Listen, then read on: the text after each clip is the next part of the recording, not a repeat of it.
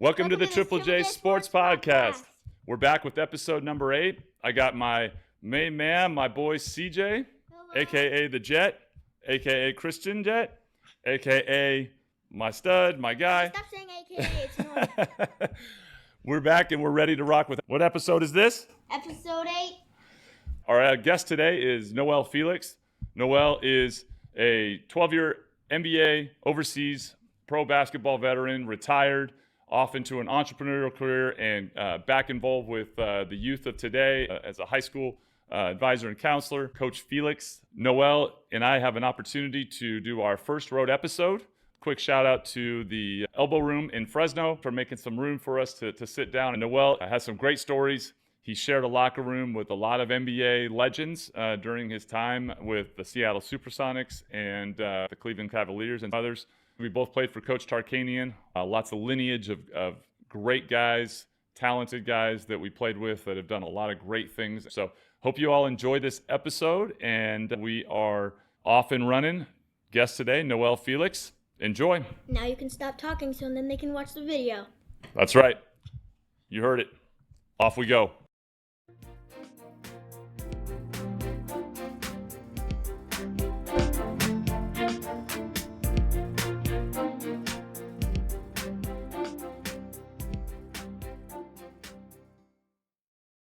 All right, welcome back to the Triple J Sports Podcast. We are back for another episode, and my man Noel Felix, dude, thank you for coming through, man. Catching up, man, for sure. This is our first road appearance, so thanks for making it happen. Happy to make it happen, man. Good to catch up. It's been too long, that's for sure. Yeah, it's been a long time. It's been, I say, over 10 years minimum, so at least like 15 years, man. At least 15 years.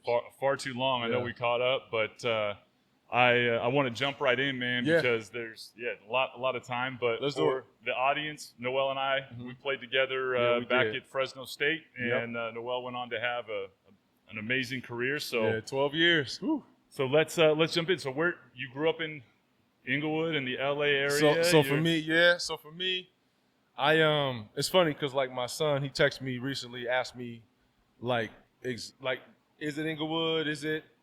And it's really, I was born in Compton at Martin Luther King Hospital. And I went to Inglewood High School, but perfectly, I'm from South Central. So like when I say where I'm from, I say I'm by USC. So USC is like right across the street from where I grew up a little bit, but it's a street called Vermont, and it's a 100-block radius street, and I grew up on that block in LA, Vermont. Mm-hmm. And then how did you end up arriving at Fresno State, man? So, man, my senior year in high school, I had some options. I had to narrow them down: Cincinnati, Tennessee, Oregon State, and Fresno State. And so Fresno State ended up being the school I chose because of Jerry Tarkanian. I thought that Tark was one of the coolest coaches to play for, and it was close to home but not far away. So like USC, UCLA was too close to home, and Fresno State was just enough to be away, but 3-hour trip south. So it worked out. Still something where you could get home on a weekend if you needed to. Absolutely, no doubt. Absolutely, man. So growing up and playing in high school and arriving, what was your like high school coach like? What kind of leaders and mentors and coaches did you have growing up, and then moving on into college? Great question. So I played varsity basketball for the first time my sophomore year at an all-boys school, Cathedral. Cathedral was a baseball and it was also a football school. And so it was also an all-boys school. So a lot of my classmates were high academic. They're probably all gotten to UCLA on an academic scholarship. I actually bumped into one of them at UCLA for FCA camp. But for me, man, I think that transition and going into varsity at Inglewood High, it kind of changed it, put me on the map through AAU ball and playing at the varsity level. So that experience was incredible because we played against a lot of good teams, and we were pretty good. Like, we had to beat teams by 30 and keep them under 40. So that transition for me to play varsity at the highest level, it was priceless, and that was where I got more, like, popularity and stuff because I ended up being one of the top players in the state of California my senior year. So that's where that was big. It was a big crossover for me, man. And when you were playing in high school, did you always kind of know like where you were on that level to where like you knew you were going to go play somewhere at a high level? Yeah. And when did you get to your height? So I got to college about 6'8", almost 6'9", but I try to stand on my tiptoes when they measure. But I ended up leaving 6'9" for sure, officially. And that transition for me, when I was in high school, I was all about athleticism and running the floor, blocking shots, high energy, super athletic, maybe a 15-footer every now and then. But overall, my game evolved, and I will get into that later. But that, for me, playing at Fresno State, that first stretch was it was very eye-opening for me, man, because I went to ABCD camp in New Jersey, and this camp, I thought I was pretty good, but then once I went to that camp, I saw dudes that a backboard was shattered there. It was dudes my size jumped just as high or higher than me. It was dudes my size that could shoot the ball. So all these players I got a chance to see, I was like, well, I need to go back in the lab and get a little bit better, And so once I went to camps, I got a chance to see how good people were around me, and then it forced me to kind of be better. And then I started to get that mantra. That mantra they always say, like, if you sitting down, somebody else is working. So, like, I had that healthy fear, like, let me get in the gym. And that helped me get better, but it was an eye-opener for me watching how good guys were outside of L.A. Like, learning different accents, like Atlanta. Oh, this dude's from Atlanta, he could play. This dude's from New York, he could play. This dude's from Texas, he could play. It's like, oh, it's serious, So I had to learn how to really, is this something I really want to do? Because I loved it. But once I realized it was something I really wanted to do, I didn't let nothing get in the way of that, man. Yeah, that's how it started for me. So when you start at Fresno, you get over there, right? Yeah. Like getting recruited by Tark, like you talked about. Yeah. Like I know for me, I was a baseball guy. Yeah. And I was probably like when I walked on the baseball field, right? Like I got looked at like you got looked at walking on a basketball court. Yeah. So I wasn't recruited as highly, but heading into my senior year, as I was trying to figure out where I was going to play, and John Wells started recruiting me, the idea of playing for Tark was like way more attractive than going east to the Ivy Leagues and all that. He's just the guy. Yep. So like when you were going through that process, what was it like being recruited by him? Who was kind of the assistant that recruited you? Your interactions with Tark? So it was through my high school coach, Patrick Roy, who I meant to go into earlier, because he was a guy that had a lot of influence. He also played at Inglewood High School in the 90s, and he all Valley, all city and all that stuff, man, Patrick Roy, who also coached Paul Pierce. But going back to your question, man, I think that when I was recruited, I got a chance to meet faces at the last minute. So, like, I met Danny here. When I was recruited, it was Tark, and it was Welch, and a little bit of Danny. It was kind of everybody. And then when I got here, then I got a chance to really meet them. Even my visit was like a half-day visit. Like, I drove down, saw the campus, Welch showed us around. I was like, well, this makes the most sense to me, And then the team was super talented too. Like I knew that there were so many guys with NBA potential on the team already with Courtney Alexander. Larry Abney was legit, one of the top rebounders in the country at the time. Terrence Roberson. We had a lot of good players, but Courtney Alexander was a senior that year for sure. And before I got here, I caught a little bit of a game, and Chris Herron was playing.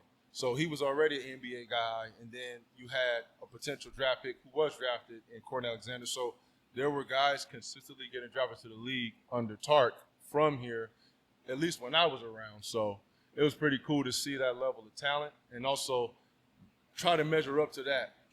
What I'll be able to do, measure up to that here. So that was pretty amazing. Yeah, that's what I know I took when I showed up, right? It's like you look around. And I grew up with the dream of playing in the NBA. And then, when you're not getting recruited as much, you start to wonder. Yeah. And then when you get here and you're like, look around and you're like, draft pick, top, and you're like, and I'm playing with them and I'm playing well. And so you start to, like, the thing that starts to help you understand what it takes starts to take shape. Yes, it does. Yes, it does. Rayford Alston was another person that went to the NBA Finals with the Orlando Magic. Another person that I got a chance to play with in the South Gym. Like, wow. I've known him from videotapes on N1, but he is a legit Division I point guard and also a long-standing professional basketball player who ran teams. And so, like, to see him and play with him with the success I knew of him at that time, it was crazy. I was like, wow, I'm playing with Redford Lawson right now in the South Gym. So a lot of people, Brian Shaw came to our campuses because of Chris Farr. Master P came to campus to play with us at one point when we were at Fresno State. So it was a lot of traffic, a lot of people coming through, and we were the talk of the town at that time, which I could still talk to people, and you probably can too, about how good we were back then. But it was just a different culture because of Tark at that time too. Yeah, it was obviously an NBA team, right? When you came here, and were you intimidated at all when you first stepped on campus and you look around and you see, or maybe not intimidated, but more like this is just a whole different level? Yeah, well, that's a great question, man. It wasn't intimidation.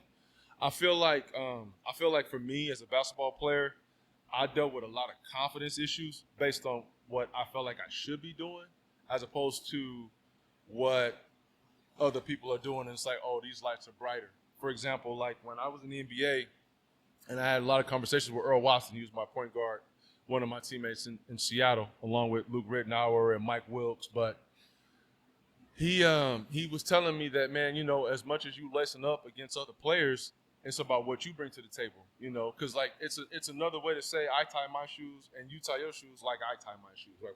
We all tie our shoes the same way, essentially, right? But for me, man, if I'm honest with you, it was like, okay, all I need to focus on is what I'm going to bring to the table and my assignment defensively, because defense was something I took a lot more pride in as a professional, and I became not obsessed, but I started to pick up habits on how people dribble, when they're going to take off the ground and shoot the shot, because I feel like I'm quick enough to either block that shot or change that shot, so I try to pay attention to that when I'm watching film. But it was the preparation that overcame the feeling overwhelmed or feeling like I'm out of my league, because I was always athletic enough and I was tall enough. Those things I had. I wasn't strong enough, but my athleticism made up for things I lacked. You know what I'm saying? So for me, man, just to answer that question, it was more about preparation and bringing what I'm able to bring to the table, as opposed to being like, oh, I can't do this. But I will say, every play I did that was a good play, I stored it for confidence. So I remember Courtney came down the middle one time my freshman year, went to dunk on me, and I blocked his dunk. I'm like, okay, that's a plus. And then a pick and roll or something, or I'll get an offensive rebound, put back dunk. I build my confidence like that. But when I would fall short, I would struggle, man. And I'm like, man, I had a lot of confidence issues during my college experience. But once I learned how to get that out the way, I found ways to improve every single year as a basketball player.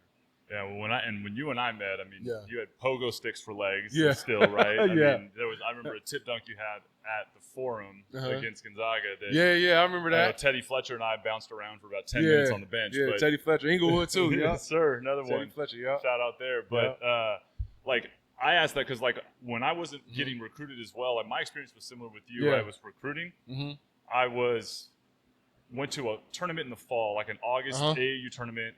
Hadn't played in a while, had fresh legs, and I think I had 3 or 4 dunks in the game that Welch came to see. Nice. I didn't know he had been watching me all summer, but I didn't dunk a lot prior, and so the fact that I dunked in this game was like all of a sudden he's like, wait, you might be athletic enough to play. Yeah. He calls me, we start the recruiting process, and so it was like, hey, come down and play, come down and work out, and so I drove down and met. We were, I think the first time was the South Gym. And Chris Jeffries, Dame, all those guys were there, and it was just go play 3-on-3. And I remember I shot well, played well, and it was kind of like I didn't know if I was like, should I be here, should I not? But there was like a freedom in whatever happens, happens. And I had some workouts, some other places didn't go as well, but there was an element of because all these guys are at this level, there was almost a pressure release, I can just play, and I don't have to be perfect anymore. Right. And so I loved that. Yeah. And that's cool. Definitely, I thought that was a cool cycle, right? Seeing all you guys. That's very cool, man. All you guys were very much the most kind of counter to what you see in the media leading in about what Fresno was. I remember meeting all you guys throughout the process, just being like, man, this is a bunch of great dudes. I can't wait to play here. Yeah, that's a great point, Phil, because my senior year was the same year that the documentary came out, the 60-minute deal that hurt recruiting. the big that Tark was looking for, I forgot his name, but he ended up going to Tulsa, I believe. And Tulsa was in the top 10 in the country. I think they were 6th to 7th all the way through the season. And every time they played us, we ended up beating them, which was crazy. But also, just real quick, shout out to John Welch, man, because I feel like to when you see him and you don't think he could play, then he can play. And then I've seen so many professional ball players. One comes to mind. I always mention Bonzi Wells, who's like, man, this dude is legit. But for him to recruit his man and then see his successes as a coach at the highest level, it's fun to watch. And then I got a chance to get reacquainted with his son, Riley, who I've known since he was a little dude. Yeah. But to see him growing up, hey, you might not remember last time you saw me, I was like 4. And I shook his hand. And, like, because of Fresno, I'm able to have that kind of story because he's back at Fresno State. And so, like, you know, one of the things I would like to do is help out the program more because of guys like him that are there who helped me as a college athlete and also kicking my butt with his jump shot and learning how to shoot, you know, stuff like that. So I just wanted to give him a shout out. But back to what you were saying, man, just the full circles and being able to let your shoulders drop. We were so talented every single year, and every single game we had a chance to win. Like, there was never really a situation, even when we played against Michigan State, that was one of the other games where, like, in the game, we're like, okay, this one might be over with because they had a Final Four team. But my freshman year, we played Wisconsin. I thought we probably had a chance. They did a good job scouting against Courtney. But we had such a team, man. I felt like we could beat anybody any given day because we were talented at every position.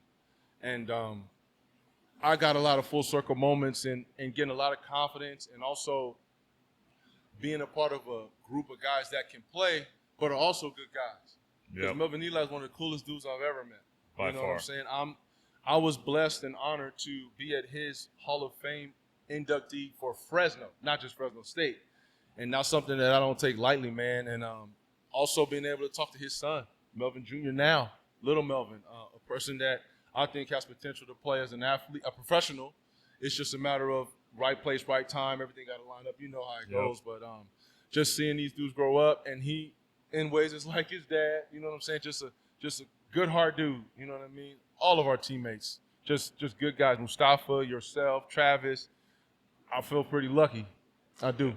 Good people all the way around. I feel pretty lucky. And yet, like, talking about that, like, I remember meeting, like, Chris Jeffries on one of the workouts, right? And for me, that was a big confidence boost because I knew, like, this is the first-round draft pick that's going to go, and I'm going heads up. And he was, I mean, to this day, I always love remembering my conversations in between because he's sarcastic and, you know, would give me a hard time, and I loved it. I appreciated it.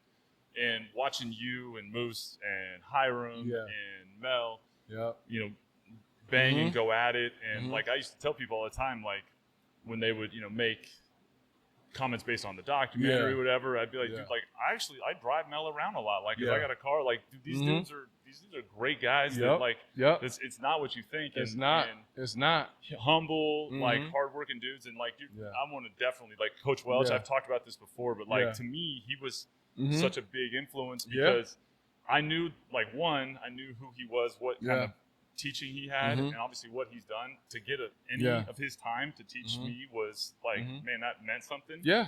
I wish I had him longer. Yeah, I agree with you. I mean, I have one regret, man, in regards to Coach Welch. The other regret is he used to, you know, we spent a lot of time together. I just wish I asked him more questions. I just wish I picked his brain more. And that's something, you know, that I can do now, you know, thankfully. But those are things I wish I did, man. There's two regrets I have in basketball, period. That is one regret. And my other regret is not taking enough pictures. That's the only two regrets I have. I'm with you on that, too. I wish I'd have took pictures of all the places I've been. And I have pictures, but I should have brought a camera and just snapped away. Because I go walk around cities. When I was in Shanghai, China, I go for walks, man, get lost in the city, learn my way around, just be thankful that I'm like, who can say that they're in China, right? You know what I'm saying? So I try to take advantage of every situation like that. But those are my regrets, man. One of them is not taking a lot of pictures. That's a good point that, like, I have the same one. I remember my time with Coach Welch, and I'm like, you're young and you don't know what Yeah. you're doing. You're just trying to figure yourself out. So like totally. you tend to like not connect the dots until after the fact. Till right? after the fact, man. Yep. And so like as a coach, like I'm always like, if I Yeah. can just help them get it a little sooner, Mhm. I don't begrudge kids that don't get it because that's where you are. And that's the goal as a parent too, man. Yep. Because like, you know, I got a 20-year-old daughter now, and I have an 18-year-old son, I have a 13-year-old boy, and I have a 9 and a 5-year-old little girls. And it's like every day, I may not say it, I'm not gonna say it out loud, but to myself, it's like, how can I get them to figure it out sooner than I did? Yep. That's really the goal. And so as a basketball person, because I don't call myself a coach necessarily, I call myself a coach in lifestyle because Yeah. I coach, I'm a transition SRL at a school. Yeah.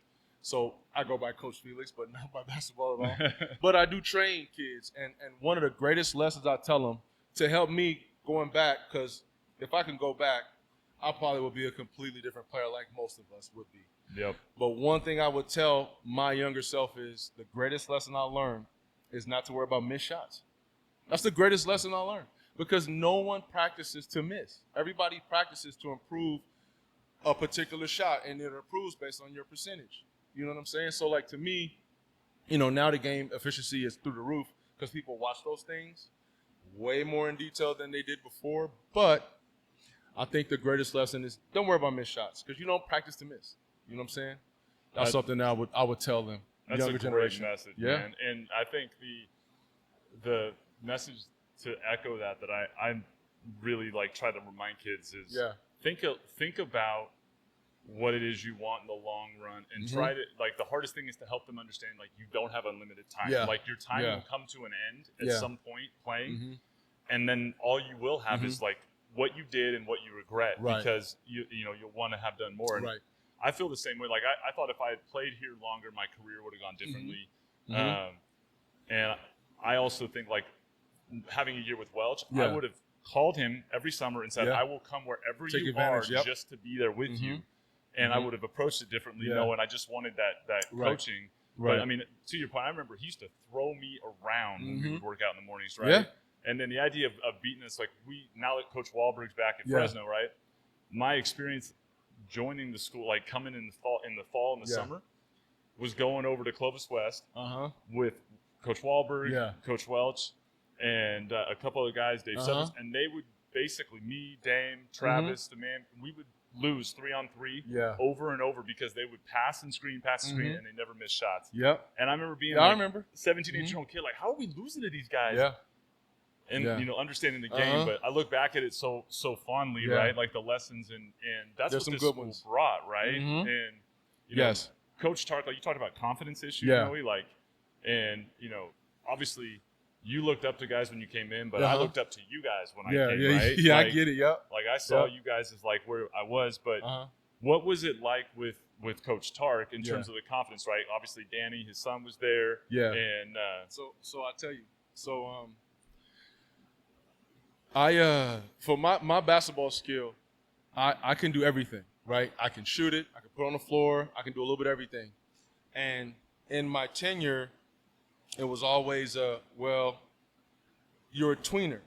And then it changed. I gained about 20 more pounds, and I went from being a tweener to versatile.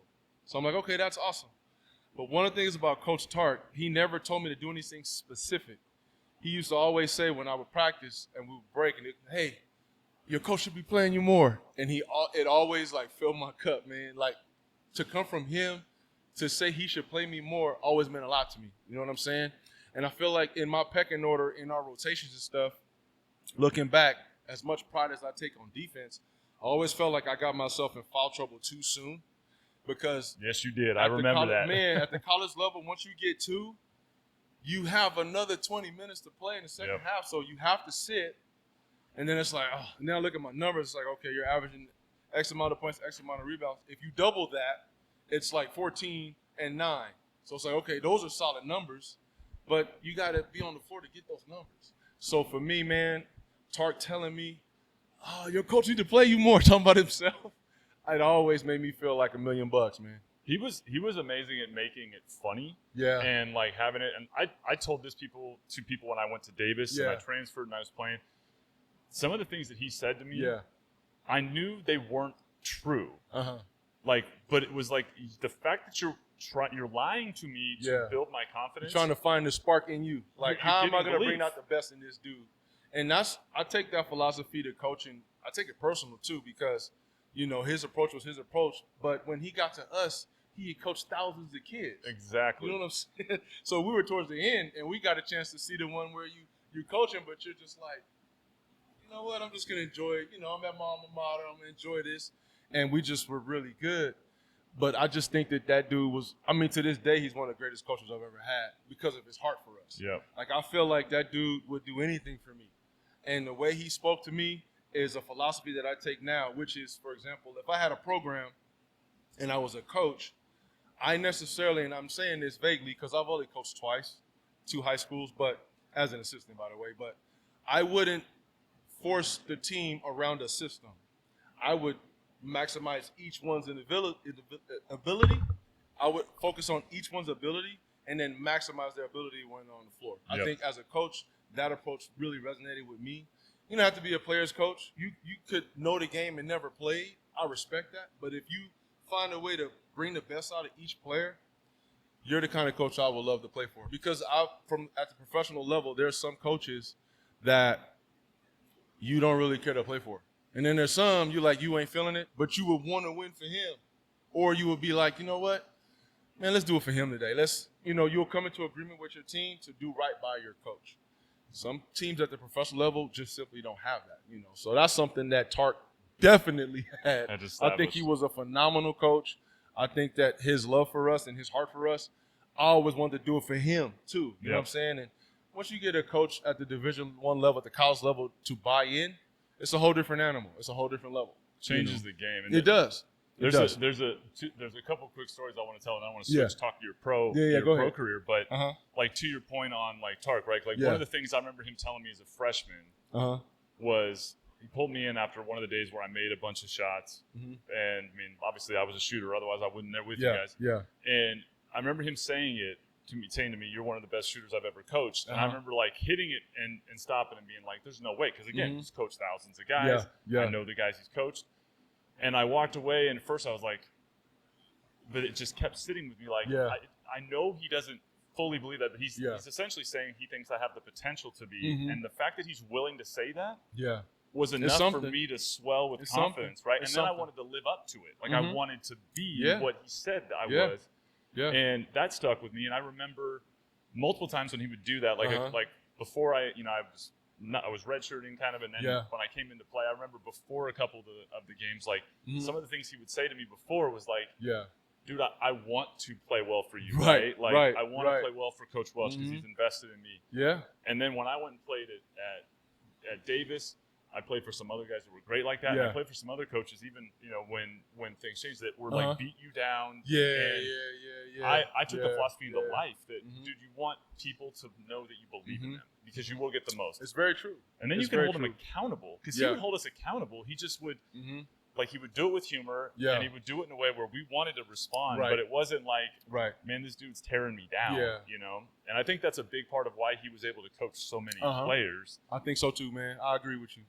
And that's like real. if you look at our roster, right, and then like for me, as long as I've been a professional and my career's been over, I looked at that first year, right? It was obviously Dame and Trav and Chris Jeffries at the wings. Chris Jeffries. I think we had Swillis. Shannon Swillis. Shannon was the guy who scholar. I only got there because of Shannon's last year not being approved. So Shannon graduated along with Michi, he took USC transfer. Yep, that's right. And so that year was you, Hiram, and Noel and Moose, right? Were our bigs, and then Chris Jeffries, and so Dame, and so Melvin was a first round pick. Chris was a first round pick. Yep. You and Hiram, and all you guys played in the NBA, and so like all these guys around, like it was like hard for me to describe to people over the years, like how open gyms were. Yeah, how, it's like, different. When guys came back from graduating years, the talent. I remember different. you telling me the Bruce Bowen, Courtney Alexander stories, and just made me want to be there. Yeah, it was cool, man, and that's something that I think that we don't have to limit that to our era because it's also a big reason why I'm involved in so much different basketballs in the community. Working at Valley Athletics, I think that the Valley has a lot of talent. Now we have a venue. I've been doing some stuff with T1, a person I work with closely at Clovis Unified, Ms. Horsley. She has a program that's amazing, and I'm able to coach the game with kids. Now, you take those situations we're talking about at the college level. Yep. Going back and talking about how we pour into our kids, right? Getting them to figure it out before we did. Imagine talking to a kid the way Coach Tark talked to us in college, talking to a kid that way at the gym, feeding that fire now, and then we're just pouring into their why. Okay, I'm telling kids, like, hey, try to shoot 20 shots from each spot. It's going to go up to 100 shots made from each spot. Try to plant those seeds in them now, so now when they get taller, get older, have a skill set, you can look locally for talent for Fresno State, for Clovis, for Fresno, for all these different schools. And my kid is one of them. My son Noel just graduated from Central Unified as the second in the state in hurdles, man. And so, like, talent, local talent. Yep. Cultivate that talent. He's a hard worker. He's a machine. He's my son. He better be a hard working machine. You know what I mean? But if we cultivate the talent in the Valley and everything I've learned from the Tarks of the world to the Mike Browns of the world, all these coaches I got a chance to play under, pour that into them and then see what they can do with it. So that's something that I'm very keen on, that, like, pouring into kids the way I was poured into by coaches. So that's important.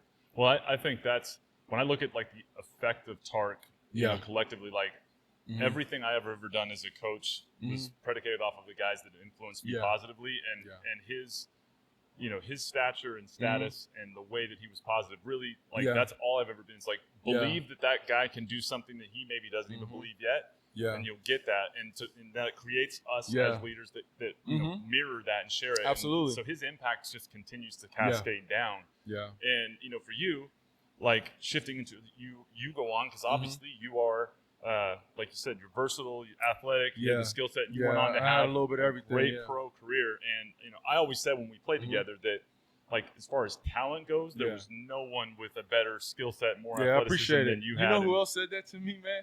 Who's that? Swillis told me that, man. Absolutely. Yeah, he said, man, he even told me, and I appreciate him saying something like this to me, man. He was like, man, you should have prayed more than me. And I was like, that's the ultimate compliment from a teammate who I respect, who I think has incredible game, who has drugged me to L.A. with him to play in the St. No Classic, just like we were so close, man. And I have so much respect for him to this day. His son, also a Central kid, but him showing me love like that, player to player, like, I was able to tell Larry Abney, I said, man, you taught me what hard work looked like. Yep. You know what I'm saying? And to be around long enough to tell that to guys, of him to tell me that, like, it blessed me and encouraged me. But I looked up to Swillis. I never felt like I should play over Swillis or play as much as him, because I'm trying to learn from everybody, because we had so many guys. Like you said, I had guys I looked at, you had us to look at, and then guys to look at you if you stuck around. But that's how it worked. It's like, you pass it on, and that's something that I love from basketball. Yeah, that's what the beauty of sports is, Yeah, you pass it on, man. And you're like, before we moved on to your pro career, there's one thing, like, you're talking about, like, experiences and where basketball takes you and taking pictures. Yeah. So I didn't take enough pictures. The one thing that my time at Fresno taught me and brought out of me, because of all the things we were just talking about, I was soaking it in that first year. For sure, like having this, like, I can't believe I'm here moments, right? And like, I used to be really excited when I'd piss off Chris Jeffries, because I'd be like, that means I'm actually getting him. That means, like, to where, like, I get a little reaction. That means I'm not just, like, if he comes down and sticks his shoulder in my chest and dunks on me because he's mad that I did something good, Right. And that experience was, huge, but where he took us, right? Yeah. So my freshman year, right, we won the first few games of the preseason NIT, and that was 0-1, right? Yeah. Right after 9/11, so we went to New York. Yes. I share that too, man. That was very. I remember how I feel more than anything. The smell. Man, it was very hard to process that, and I remember a couple students, man, that wanted to go fight for our country and went to fight for our country because of that happening. And that was one of my only few times being in New York, other than, playing at the professional level, man. And It blows my mind to think about how long it's been since, because I went back to college before we went into our pandemic. I went to Fresno State and enrolled back to school because I wanted to finish up, right? Because I didn't finish. We got sanctioned, I left. I was hurt, and there was a question in our history class, and the teacher asked. He was like, "Where were you guys when this happened?" I was like, "Well, I was here. I was actually at Fresno State when it happened." I walked into the North Gym, the training room area with Ed Ferreira, and I watched the second plane hit in the training room. And I went from like, "Oh, that's so sad. It was a tragic thing that happened," to "something is wrong." And it was a moment that I would never, ever forget. That was like iconic. Same thing. We worked out in the morning, right? We had our conditioning. Our last day of conditioning. It was our last day. I walked across the campus to the Bulldogs, to my apartment. My roommate, Eric Kronberg, shout out Eric, soccer player, is sitting on the couch on the edge of his seat, and he's like, "Did you see this?" And so we sit down and we get consumed by it, and it obviously was like life-changing. But then we get to New York in November, only a few months later, and like that, we play. So obviously we had the basketball experience was awesome. That Darius Ngalia tip where we lose. I remember pausing and watching at our shoot-around. On the basketball side, there's Tark talking to Dick Vitale to do the pregame for our game. And I'm like, is this for real? Like 6 months ago, I was playing high school basketball, and now there's Dickie V talking to Tark about. Was Digger Phelps there too? Was Digger Phelps there? He always talked about Digger. He always talked about Digger. But Vitale was there like for the interview, and I was like, this is mind blowing. So I had this real like surreal, like I'm so like in awe of being here. Right? I'm in Madison Square Garden.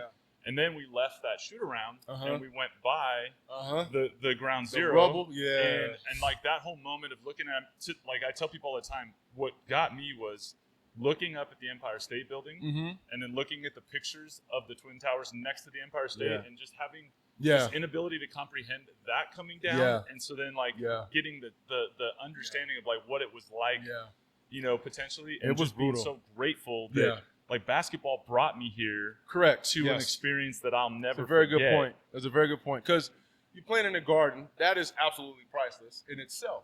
However, driving down the street and you see rubble still being torn down because it fell on top of itself. And still smoking. You still smell burning. And then you see like a quarter mile of gate with notes of people who are missing. It was something that stick with me to this day, and I can remember it just like it was yesterday because of the impact of it. And it was like, wow, like that happened to our country. Yep. Yeah, it was brutal.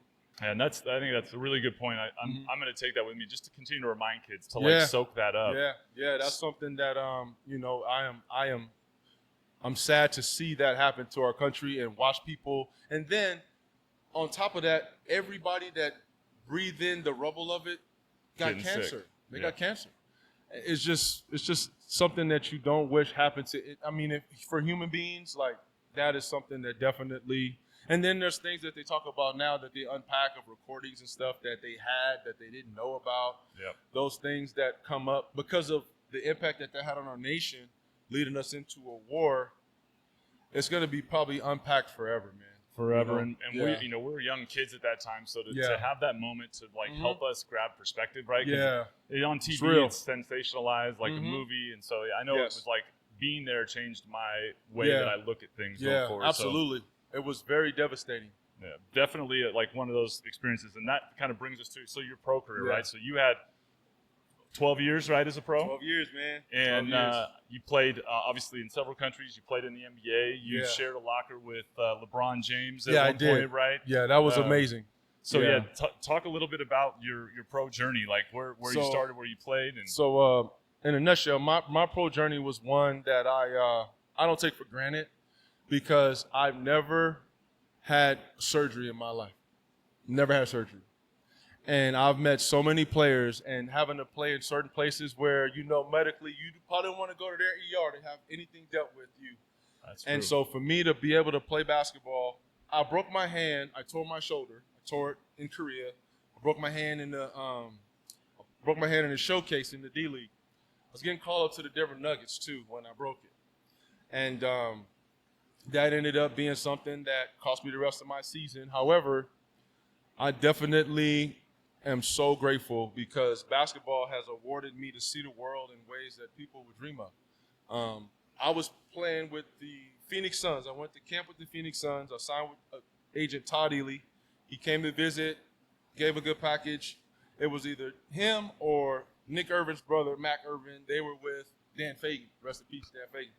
So I ended up going with Todd Ely. He told me, I'll get you in the NBA in 3 years. I said, okay, sounds good.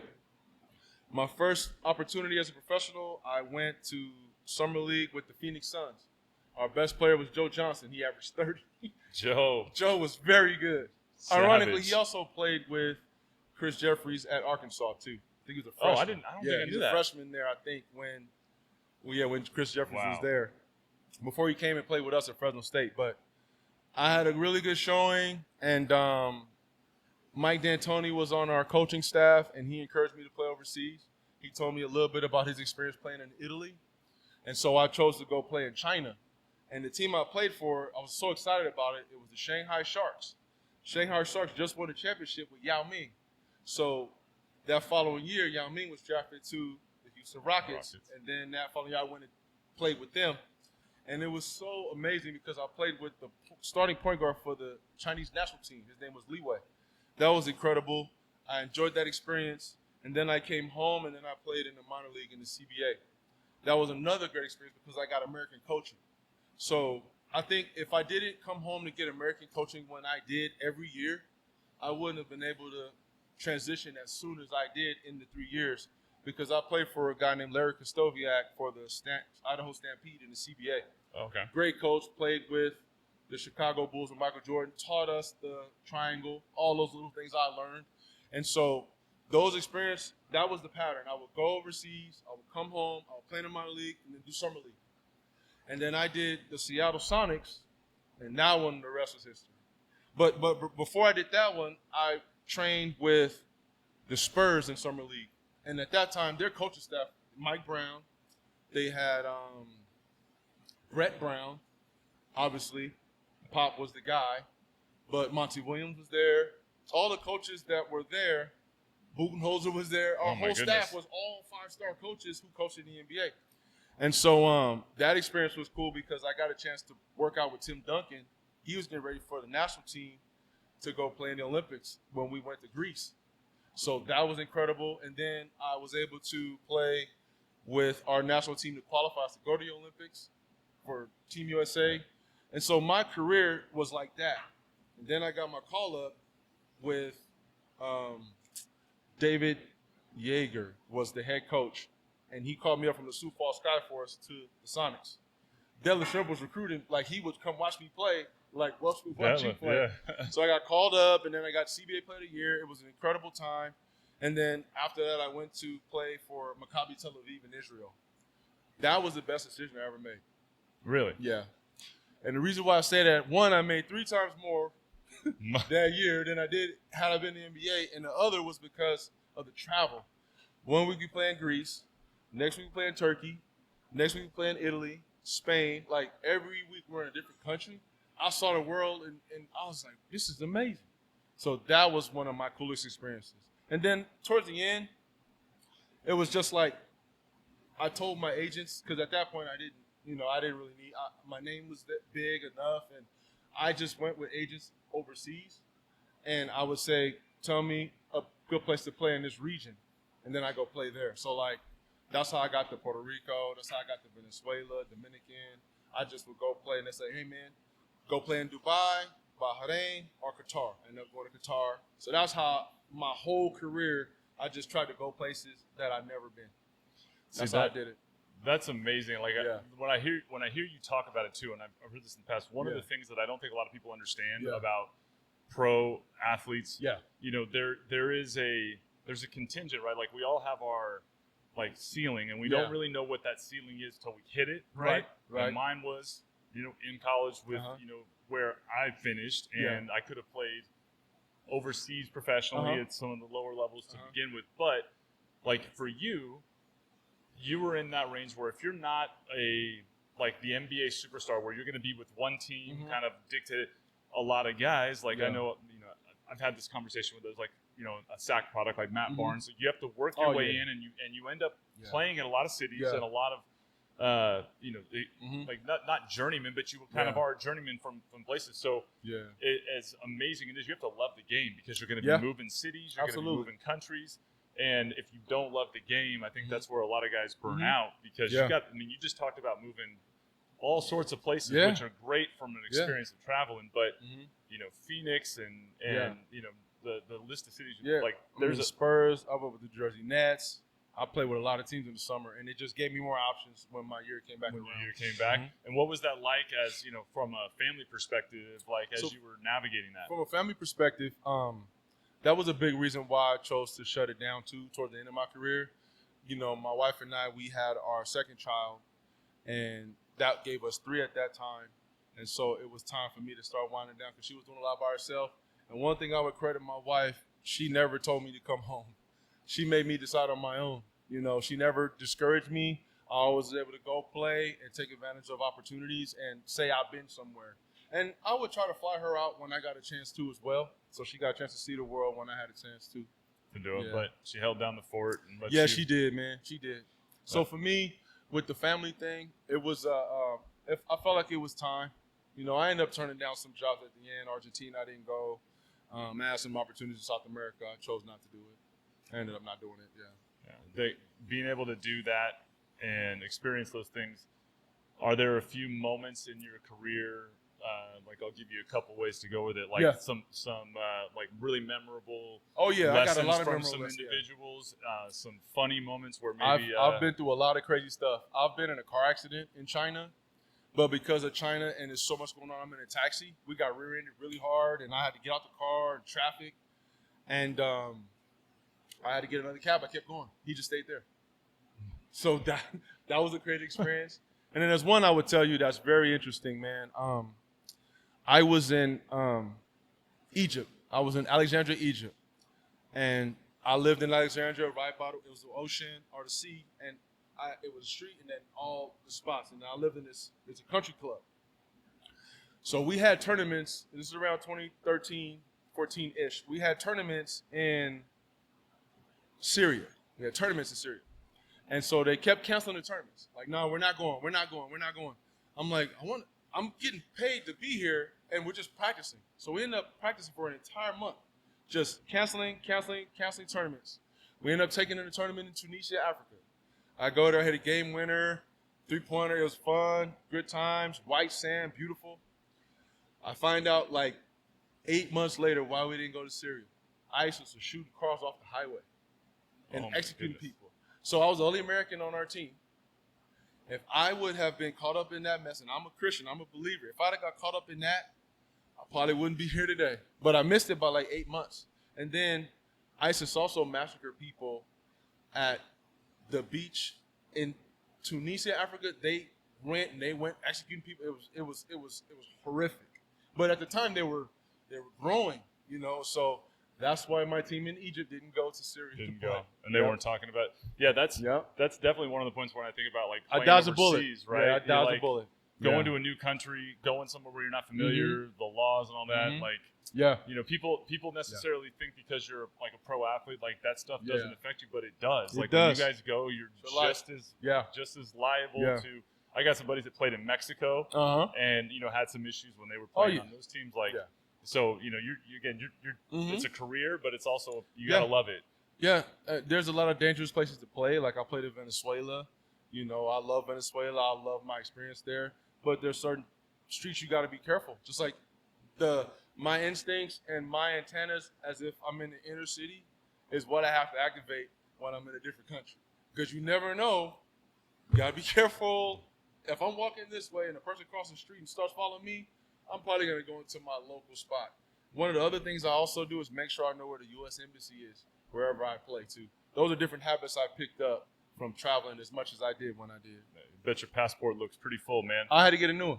Yeah, I was the Cavaliers. We were going to China, and I was talking to Drew Gooden about my passport, and I showed him one, and it was covered, all stamped out, and then I had to get pages added. Then I had to get another one because I couldn't fly into. I also played in for Al Riyadi in Beirut.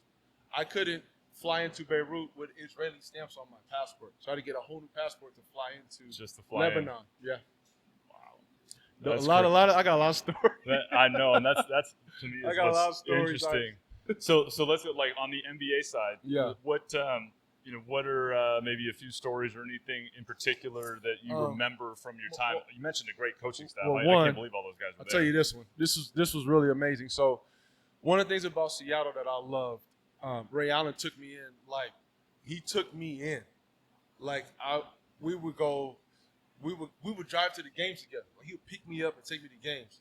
So this particular day, we had a game, and he picked me up in a Ferrari F430, and I could barely fit because my legs was long. But I'm sitting in the car, I'm sitting with him, and we're driving to the game. It ended up being the game where he got the record for threes in the season. And so he came in, he hit a couple threes in a row, pop, pop, pop, timeout, give him the ball. I'm like, you want to get that out of the way, huh? He's like, yeah, I want to get that out the way. And he was like, yo, I'll never forget that.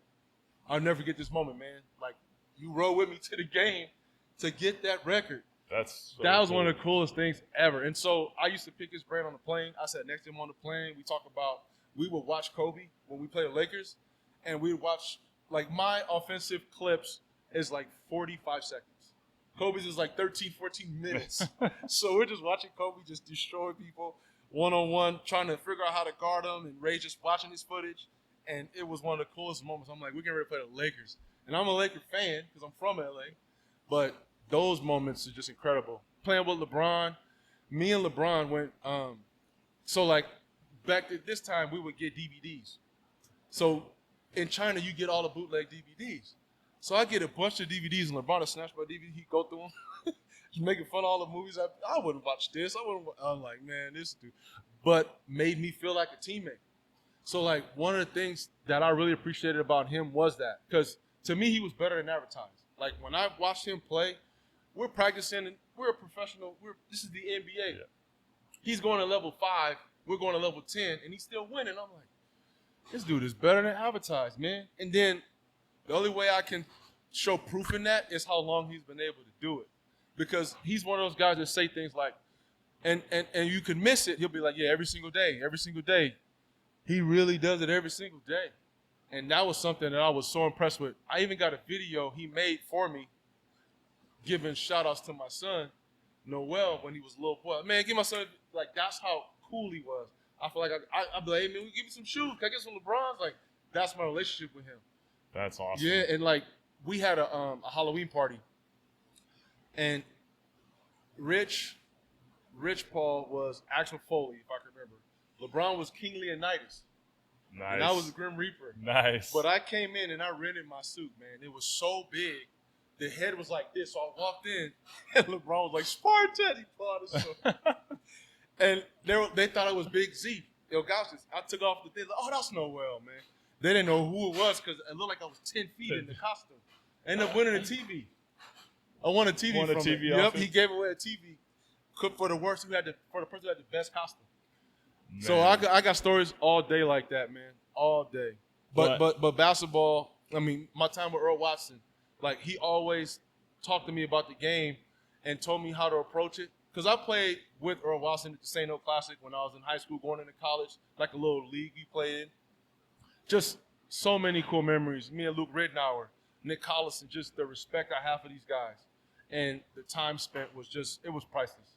So it's funny. We hadn't connected at different points in the years, but when the Sonics moved from Oklahoma City, and Scott Brooks, became the coach before they left, right? Yeah. When he was an assistant in Sacramento, he was neighbors with my parents, and they became, my dad and him became great friends. Crazy, small world. And so like I became a Thunder fan watching him. And when they moved to OKC, we actually went out there a few times. Yeah, that's cool, man. So seeing Nick Collison, Durant, Westbrook, all those guys, like I was always really amazed at like the quality and the character of the guys, right? Yeah. And so I think it's cool, like Nick Collison playing with him. What was it like, in that environment, right? So you talk about a lot of great guys, and I think that's the thing. It's like the outside person, like when you're in a locker room, like you have your own language. Yeah. Like it's your own, you do. Like people can't replicate it, right? Yes. Like what we had at Fresno, no one can replicate. but no one can replicate what you guys had in each of those.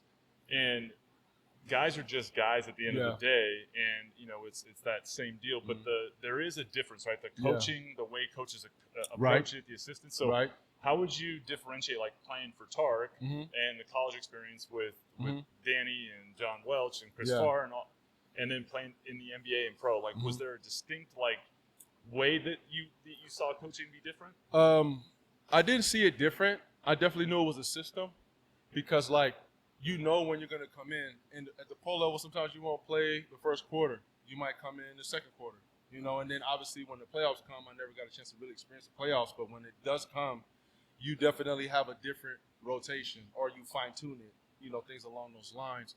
But for me, I felt like all the coaches, like Reggie Theus, I played for Reggie Theus when he was coaching in Sacramento with the Summer League with him. He also went to my high school. And those coaches that were players and those coaches that just have a mind of the game, you just respect it, and I just try to take as much from them.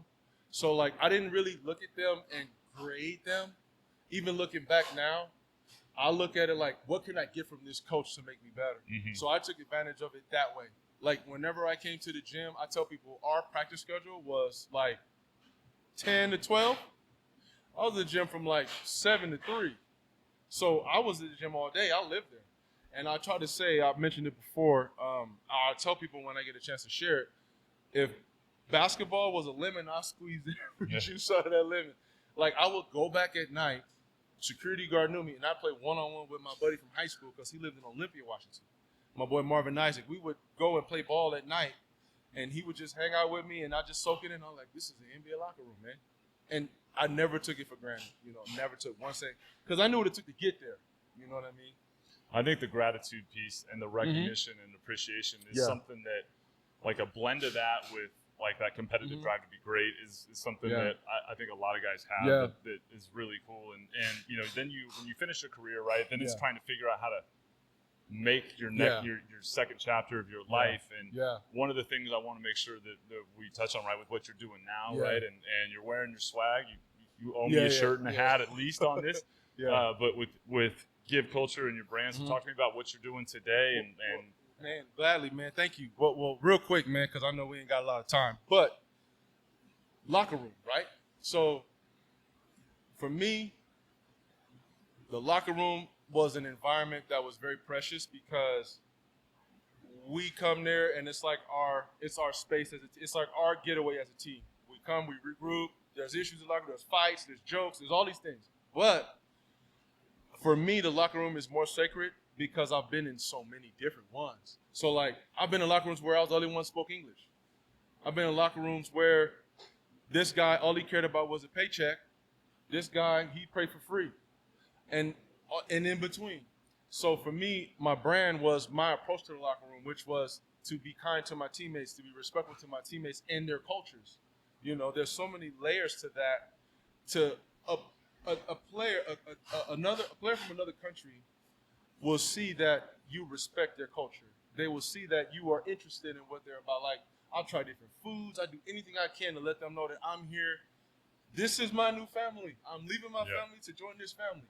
And so for me, my brand, Give Culture, it kind of represents that, not only from a locker room experience that I had, because everybody's not going to have a locker room experience like me and you, but it's you create that environment wherever you are. You treat people how you want to be treated first. So Give Culture is that. My shirt today says Give Kindness because I live kindness. I choose to be kind, and I try to lead with that every day.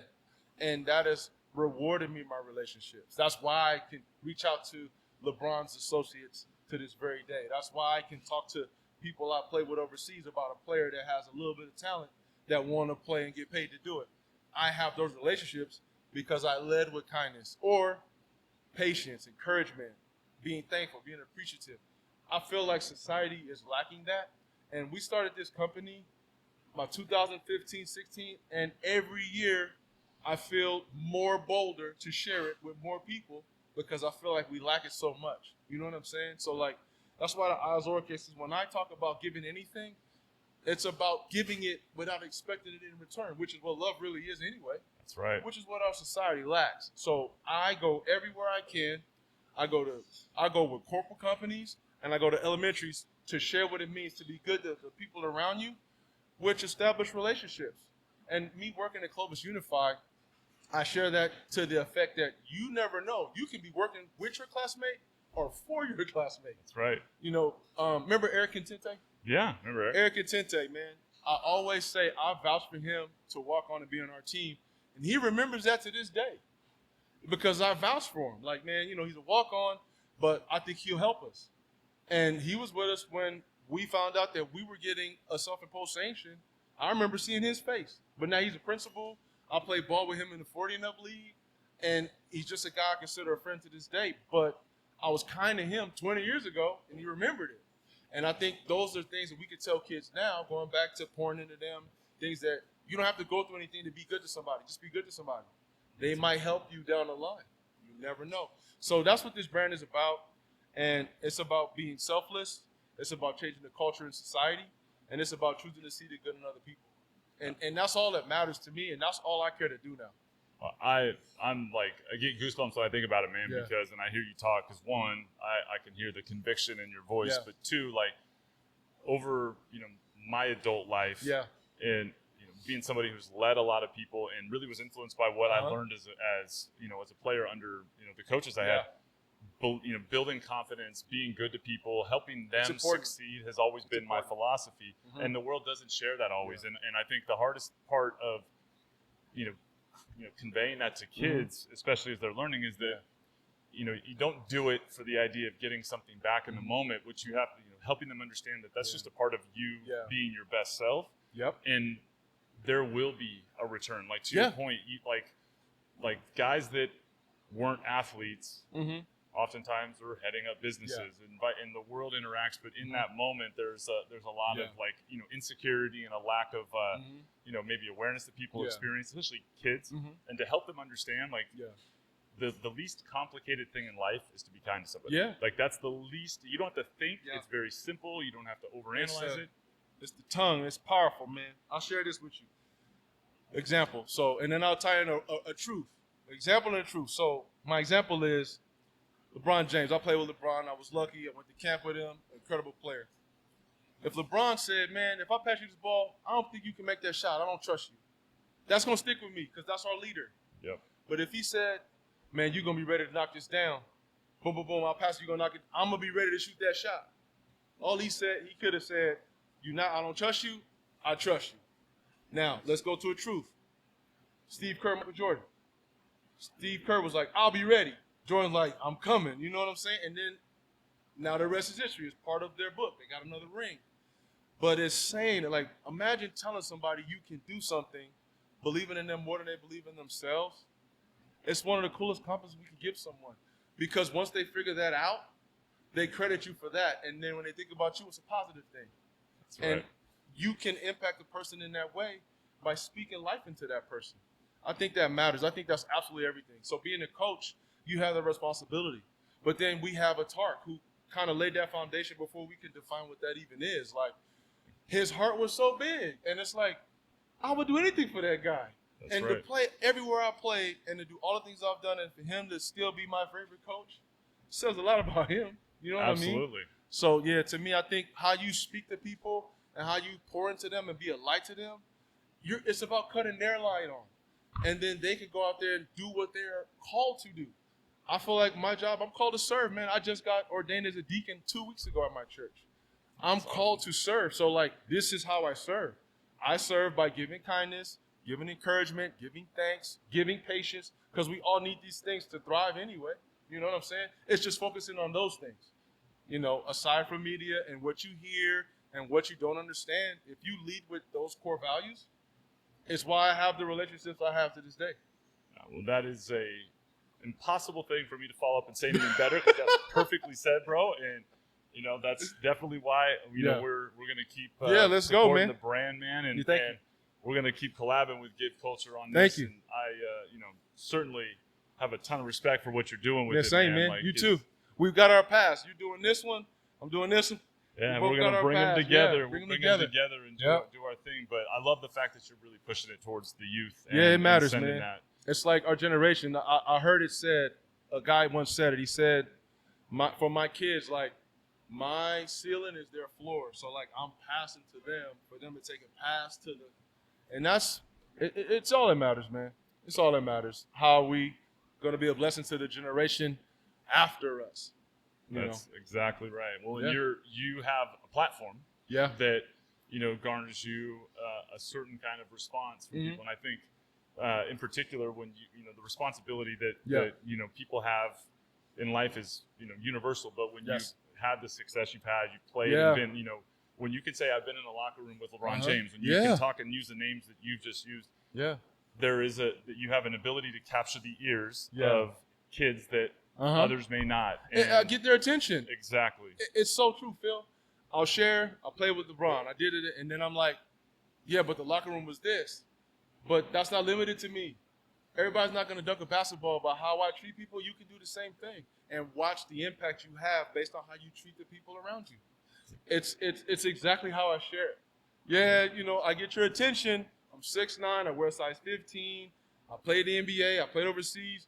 But let me tell you how you can treat people better to make our country safer, to heal fear. Like if you're on a campus and you're good to people, you eliminate fear because they'll come to you with their issues. Like that's something that kids don't pay attention to. But they deserve to have the right to say, you know what? I'm in control of how I feel today. I'm going to be good to this person. I'm going to be respectful to this person. And it'll just carry over. It'll carry on. If I can do that in other countries, you can definitely do that in the classroom. So that's kind of that message. But also to parents or people who run companies and businesses. I would love to put a shirt on every employee at Google or every employee at Yahoo because you agree. Give kindness. Your headquarters, how many you have at Yahoo, if you give, it's harmony, it's agreement. Everybody's on the same page.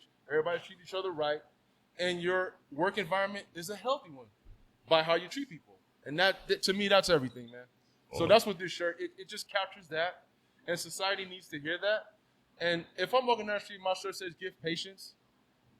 Somebody's gonna say, "I like your shirt." It Without a opens doubt. up a conversation. It had nothing to do with my size, had nothing to do with my color, had nothing to do with your shirt says give kindness. I resonate with that. And to me, that's important. That perfectly said. And I think for kids, when you talk about like mental health in today's day and age, Mental health. and all the things that they're dealing with, one of the things I think it's like not connected often enough, and this message hits powerfully, is the best way to build up your own self-confidence is by literally doing what you're talking about. When you are kind to people, when you give to people, you are like in an uncomplicated fashion building your own confidence because you're doing something good that doesn't need to be overthought. And I think that's something that a lot of kids, when they're struggling, It's so true. helping them understand that's how you dig out. Like It's attention to detail. Kobe Bryant was great at attention to detail. A lot of players are. I'm good at attention to detail. But Kobe Bryant was most successful at attention to detail. And so with that, it's like, why can't you take that and put it in society? Attention to detail. Energy. If a kid walks into a room and his head's down, something's wrong with that kid. If he walks in and he's disruptive, he's disruptive. But he can't control what he's giving. He's giving you something, though. You know what I'm saying? We're always giving each other something. What we give, we can control. So to me, that attention to detail, think about it. Like kids, like, okay, pay attention. Challenge yourself. You can have ADHD. Give yourself a 5-minute window. Just focus on what matters to you. How do you want to get through the day? I do this. I tell kids sometimes when they're struggling at home, I'll say, get a sticky note. Write a note to that person where you know they'll see it. On the refrigerator, in the bathroom mirror, and just say, I love you, I appreciate you. When you're ready to talk, I'll talk. They'll come with you with the right mindset, and you can share what you're feeling. That's not limited to Noel. That's not limited to Phil. You can all do that. I'll give kids sticky notes. Go write a note. Tell your parents you want to talk to them. Go write a note to your dad. Go write a note to your sister. Tell them you love them. That stuff goes a long way. At my house, man, we have a cabinet. You open it, it's all the sticky notes. My kids, I love you. It's my home. I want my home to be safe, loving. You can create that. Kids are inspiring. They just don't see it. You think they're defined by their mistakes. They think they're defined by their upbringing. You're not defined by your upbringing. I grew up without my dad. That doesn't define me. I'm the dad I wish I had. And that's my mindset. But I got that mindset from basketball. I got that mindset from getting poured into by Coach Tark. I got that mindset by being a believer. And those things matter, you know. And so to me, I think that's the greatest way is This is, in essence, the fruits of the Spirit and the golden rule. Treat people how you want to be treated, with patience, love, kindness, long-suffering. Be there for each other. And I think that's going to help our country, especially our youth, in a major way. Big time. Well, we're all about supporting the brand, man. Thank you, man. We will put the website Yeah, I'll link get up more here. shirts. I'll get more shirts. Yep. And we'll put a link up, and you guys can go get some swag on your next opportunity, man, and support the brand and the message for sure. So, man, Noe, I appreciate you so much for coming on. I know we will. First but not the last. That's right. But not the last. First but not the last. That's right, man. First but not the last. We'll definitely next time you're in town, we'll get you back on and we'll talk some more and more stories. But I definitely want to make sure we support the brand and we keep collabing on it. So no doubt. I'm going to let you run, and thanks again, brother. And I'm going to Yes, shout out sir. to Iris for setting up our first on-the-road location. So Hey, Iris. thanks a ton, Iris. Thank you, Iris, so much.